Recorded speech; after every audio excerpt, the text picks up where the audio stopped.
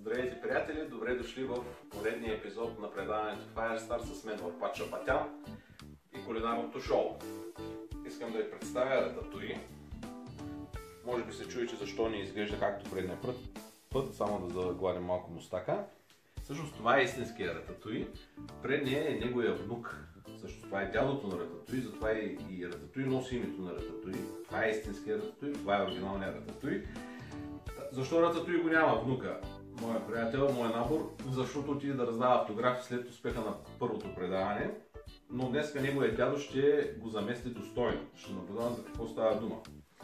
Благодаря на всички, които гледаха моето предаване, които участваха активно с лайкове, с шервания, коментари и специално искам да благодаря на моя братовчет, шеф Величко, професионален готвач, който ме консултира за моите умения, които проявявам, за да ги направя по-професионални, за което специално му благодаря. И очаквайте, между другото, може би съвсем скоро, с него да сготвим нещо за вас. Много вкусно.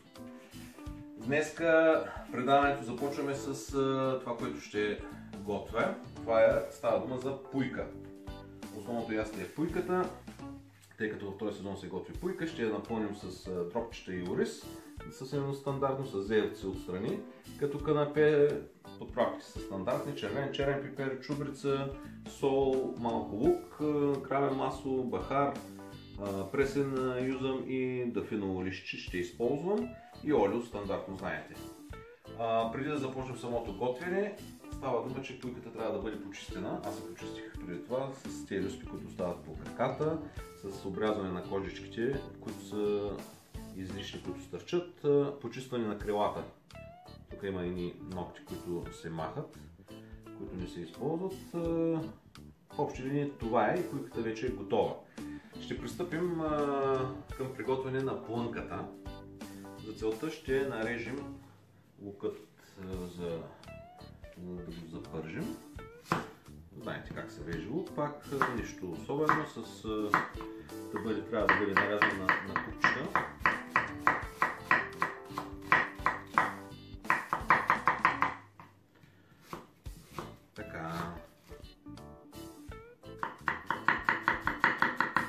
Така, лука вече е нарязан. Събираме го такива купичка, готов за следващото действие. Сега вземаме дропчетата, които също ще нарежем на по-малки части. Не на много малки, на средно големи, тъй като самите дропчета и сърчицата не е толкова, но дропчета ще се свият. Така, нарязахме вече дропчетата и сърчицата. Сега ще нарежем много наситно юзъма, който ще сложим като подправка вътре. Нарязваме го по дължина, сега ще го нарежем и напред.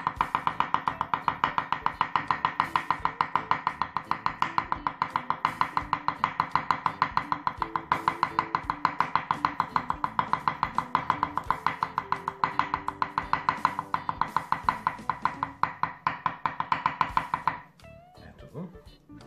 Така. И сега можем да пристъпим към пърженето. Сипваме малко олио. Маничко.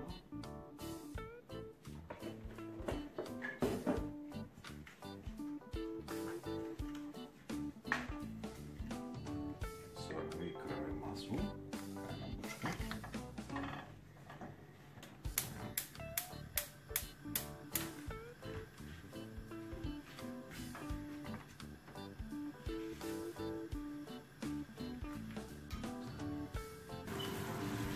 След като загреем маслото, слагаме нарязаната карамелка.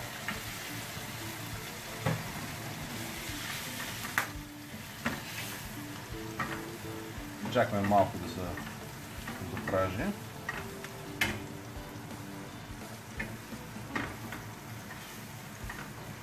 Слагаме лука. Всъщност така.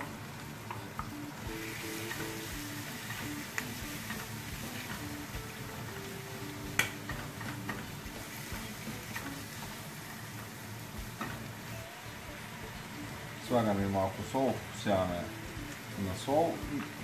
Много не трябва чак толкова много да слагаме, тъй като и самото зеле е солено, ще осолим после самата пуйка.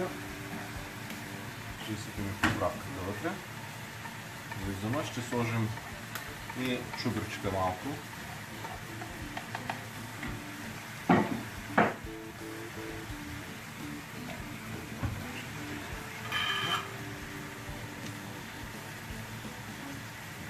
Малко чубричка. Наша родна подправка.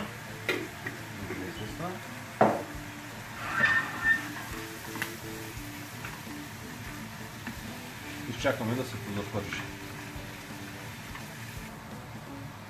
След като горе-долу така се позапържат не много самите съставки, сипваме оризчето и добавяме малко водичка, за да може да понабъбне.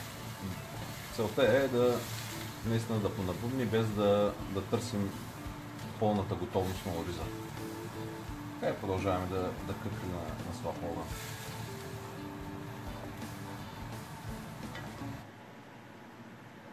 Така, докато се подготвя плънката, ще нарежем киселото зеле.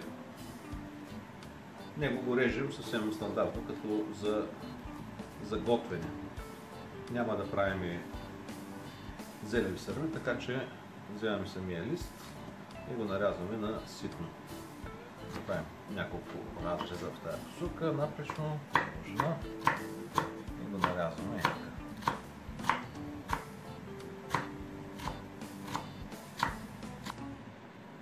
Така, зелето вече нарязано. Ще го вкусим с олио. Знаете, че зелето обича много олио, така че може да усилим доста олио, не е никакъв проблем. После дори олиото да остане, то спомага за по-голям вкус, за по-богат вкус. По-плътен и слагаме червен пипер. И разбъркаме самото зеле.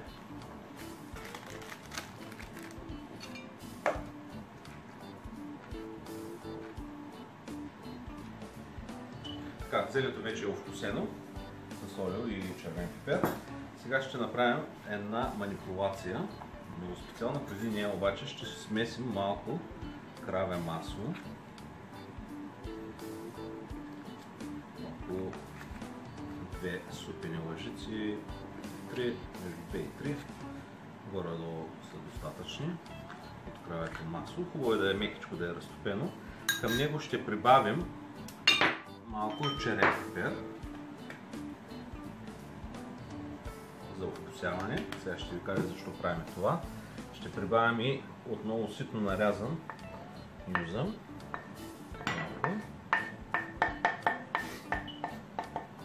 Така и чубричка. Отново ще сложим така малко чубричка. Така. И разбъркаме много добре да се получи еднородна смес. Така, вече това е смесено, станала еднородна смес. Пуйката, тъй като тази пуйка беше замразена и при самото замразяване водата, която е била и вътре, самите сокове са кристализирали и при размразяването са изтекли от самата пуйка, от самото месо. Така че тя в случая ще бъде, след печенето, ще бъде по-суха от стандартната прясна пуйка. За да избегнем този ефект, правим една подкожна операция, както някои дами правят. То вече и мъже правят, но няма значение. Та, влизаме подкожно. Нещо като подкожна инжекция. Така, няма да слагаме силикони.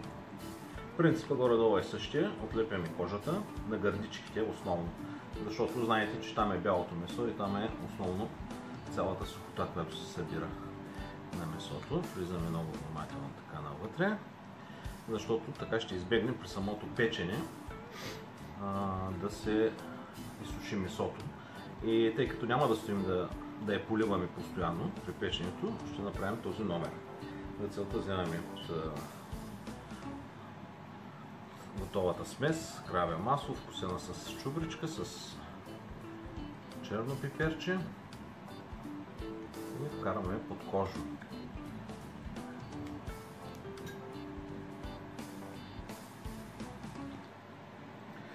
след като вече сме вкарали подкожно кравето масълце, което беше вкусено, пристъпваме към осоляване на самата куйка с лъчица стандартно.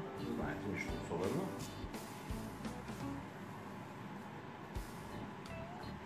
Връщаме за крачетата, обръщаме много нежно. Така. Осоляваме всичко, за да стане по-добре така.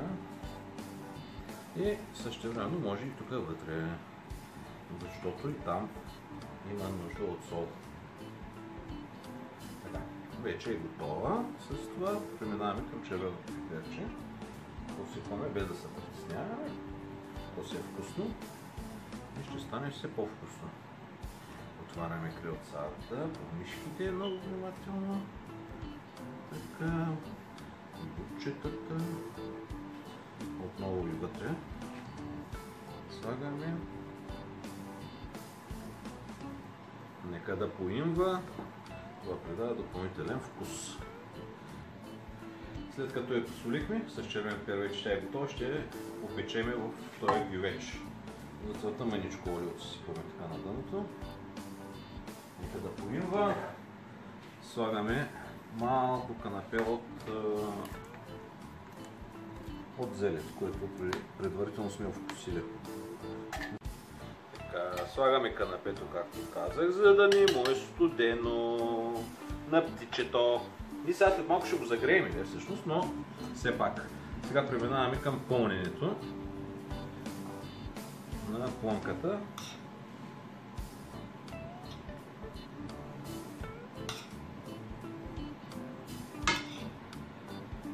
След като сме я напълнили, няма да я зашивам в случая, защото няма да има нужда.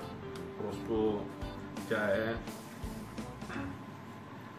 в затворен съд, така че няма къде да ходи. Слагаме внимателно. Подбираме крачетата да ни стърчат. Така. И можем също да допълним с плънката вече на място. Това, което е останало.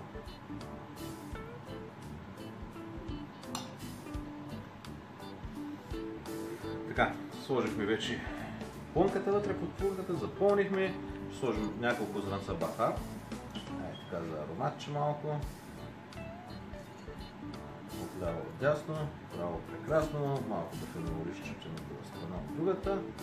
И започваме вече изсипването на останалата част от зелето, което да запълни кухините вътре.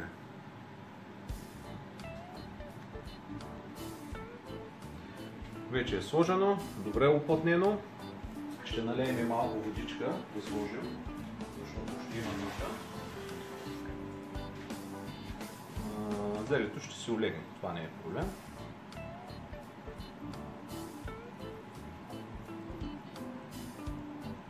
Така, запечатваме го с капака. Сега много внимателно трябва при слагането на капака да няма и това играене, защото това е много специфично за гювеч. Виждате ли? Не трябва да има такова нещо. Затова капака се върти до положението, в което е бил направен, така че да няма това въртене. Така, ето, нацелихме го. В момента няма никакъв луфт. Слагаме го в фурната. Ще се пече средно между 3 до 5 часа, зависи. Това ще кажем допълнително, когато стане готово.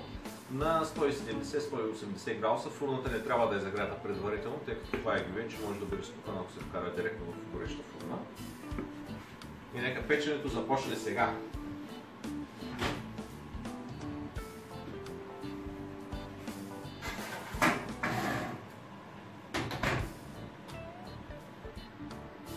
Докато изчакаме да се разпече, тъй като това е доста време, искам да поздравя всички мои зрители с настъпването на бъдни вечер днеска, с така наречените празници, рождествени, с нова година, като искам да ви пожелая да бъдете живи и здрави, да бъдете повече усмихнати, с успех през новата година в личен и в професионален план. За това ще ви поздравя с една песен, която следва.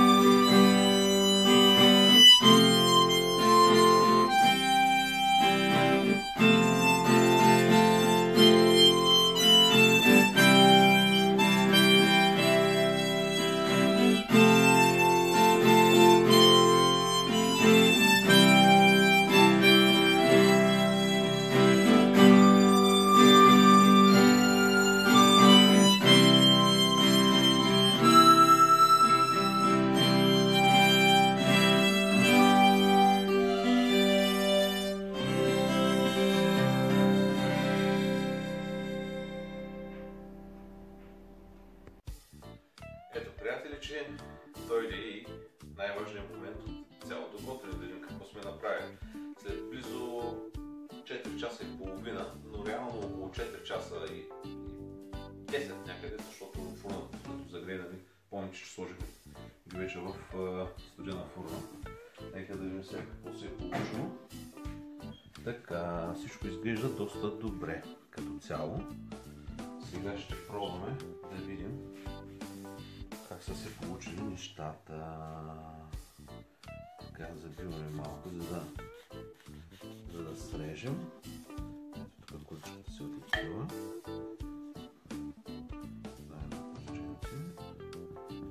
Режем го.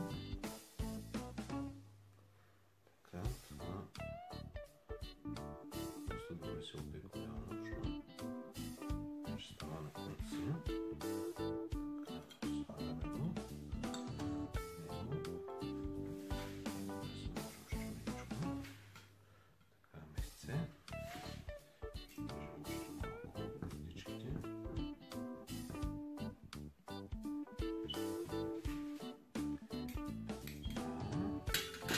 Сега ще сложим малко от плънката.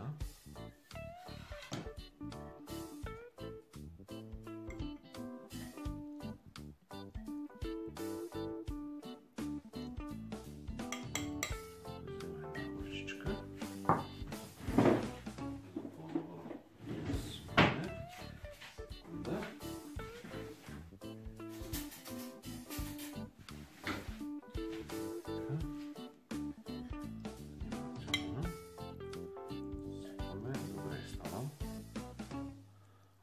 Готов.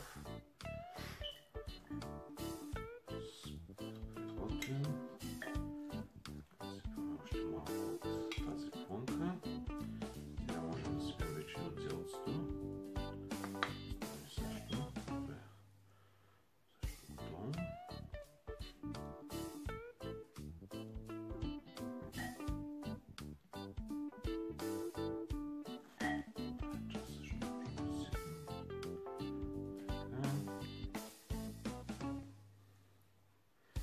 Слагаме го тук.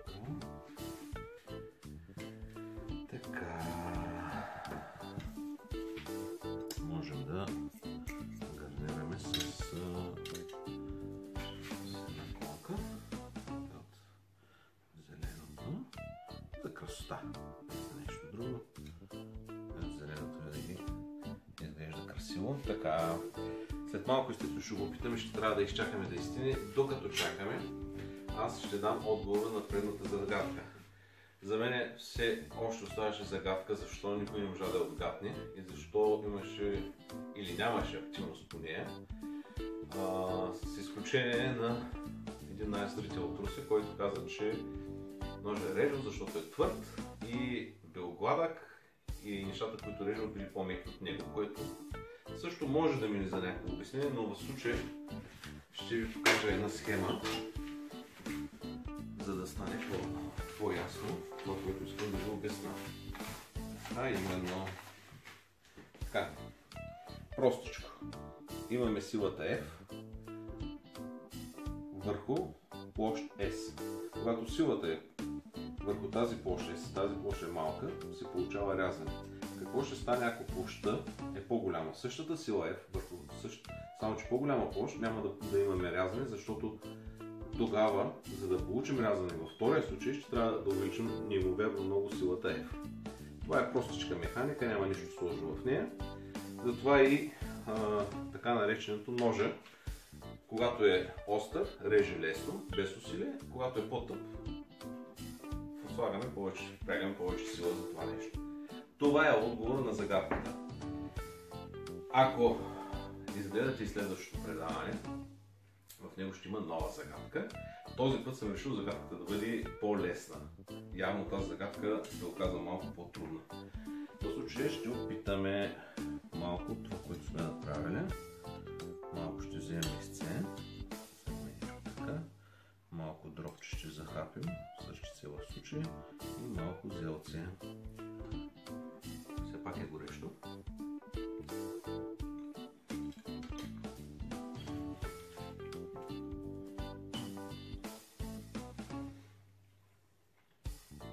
Браво! Добра комбинация, която изненада дори мене. Интересна е истината. Искам да запомните с две думи много прост девиз на нашето предание. Всеки може да готви. Сами аз съм доказателство за това. Да, благодаря, че бяхте с преданието Firestar. С мен в Пача Патян.